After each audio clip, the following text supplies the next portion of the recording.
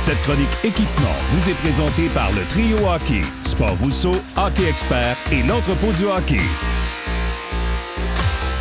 Bienvenue cette semaine à cette troisième capsule sur l'équipement de hockey. On va parler avec Éric encore cette semaine des bâtons de hockey et tu as pour nous un bâton Bauer. Exact. C'est un bâton que Bauer a développé, qui a pris quelques années à développer. Encore une fois, un petit peu comme le Nexus qu'on a parlé la semaine dernière. Oui. Ça vient de la technologie ADV. On reconnaît par la petite ligne verte en arrière qui est une signature pour le projet ADV que Bauer a développé. Donc, c'est le suprême ultrasonique qui est un profil très, très, très populaire auprès de beaucoup de joueurs. Qu'est-ce que c'est la conception asymétrique? Qu'est-ce que ça veut dire exactement? C'est la forme je te dirais la moitié du bas.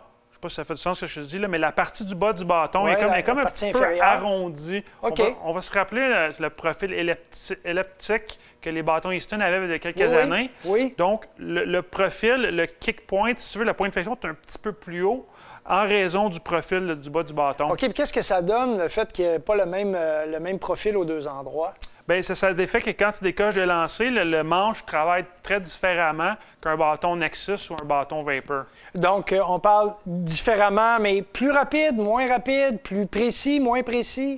Je te dirais, c'est peut-être c'est aussi rapide, c'est peut-être un petit peu plus précis, mais ça dépend vraiment du type de joueur que tu es, la façon que tu lances. Donc, chaque bâton a vraiment une caractéristique spéciale selon ton style. Donc, c'est important de prendre le temps de bien choisir son bâton. Et ça, lorsqu'on arrive en boutique puis on commence à parler avec des conseillers, qu'est-ce qui est important pour nous de mentionner? Moi, je suis un joueur. Est-ce que c'est important de parler de mon niveau de jeu, de parler, est-ce que mon poids, c'est important? Comment je lance?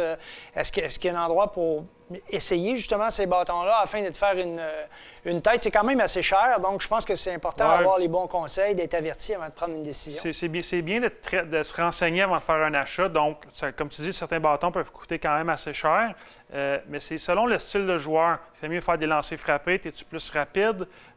Tu décoches des lancers rapides, des snapshots qu'on peut dire, ou tu es un gars de lancer du poignet. Donc, chaque bâton a vraiment son utilité propre à lui. Puis en magasin, nos conseillers sont là pour vous aider à faire le bon choix. Excellent. Le deuxième bâton que tu nous suggères est un bâton de Warrior. Exact, c'est le QRE 10. Donc, c'est le même bâton que Brendan Gallagher utilise chez le Canadien. Oui. Très populaire, un bâton très bien construit, qui est un petit peu que le bas du manche, un petit peu une forme similaire au Bauer ultrasonique, mais encore là, c'est une technologie différente. Le carbone est très léger, le Minimus 1500. Donc, c'est un bâton vraiment, vraiment bien. Très bien. Ton dernier bâton que tu nous suggères est un bâton de CCM.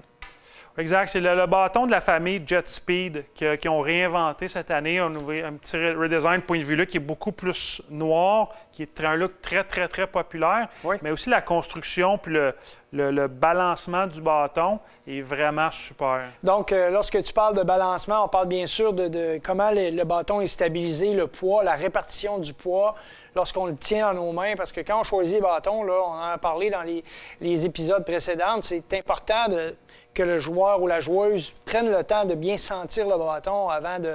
Parce que tout est là, dans le fond, là, au départ, là, la légèreté, la sensation, etc. Ouais, tout est là. C'est important quand vous venez en magasin de prendre le temps de bien choisir son bâton. Peu importe le budget, il faut faire le bon choix parce qu'à tous les prix, il y a quand même des spécifications à tout CCM, Bauer, Warrior, Sherwood.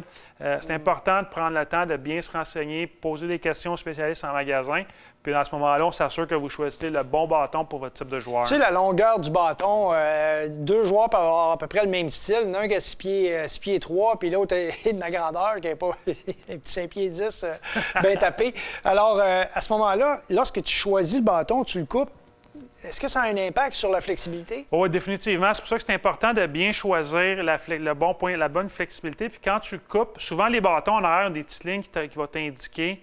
Si tu coupes d'1 pouce, tu vas augmenter de 10 flex. Un autre pouce, un autre 10 flex. Ça, c'est très important. C'est probablement une des caractéristiques les plus importantes avec ton choix de courbe. Le bon flex, ça va tout faire la différence sur la patinoire. Dis-moi, Éric, en terminant, parle-moi de l'embout sur le bâton. C'est quelque chose qui vient avec ce bâton-là ou c'est... Non, c'est un accessoire qu'on peut appeler OK. qui se vend séparément. Comment ça s'appelle, ça? Ça s'appelle Butt Ends. OK. C'est un produit qui est arrivé sur le marché il y a peut-être 3 ou 4 ans puis qui est vraiment populaire. Même dans la Ligue nationale, tu peux repérer sur le banc des joueurs la petite ligne blanche. C'est vraiment un embout qui te permet d'avoir une meilleure grip sur ton bâton tout en économisant la paume de tes gants parce que ça protège un petit peu. Parce que le ruban gommé, ça... Ça peut user plus facilement la paume de tes gants. C'est facile d'entretien, facile à enlever, réutilisable. C'est très, très simple. Puis il est disponible dans plusieurs couleurs aussi. C'est important, les couleurs. Alors, la semaine prochaine, on vous parle de patin. Merci, Éric.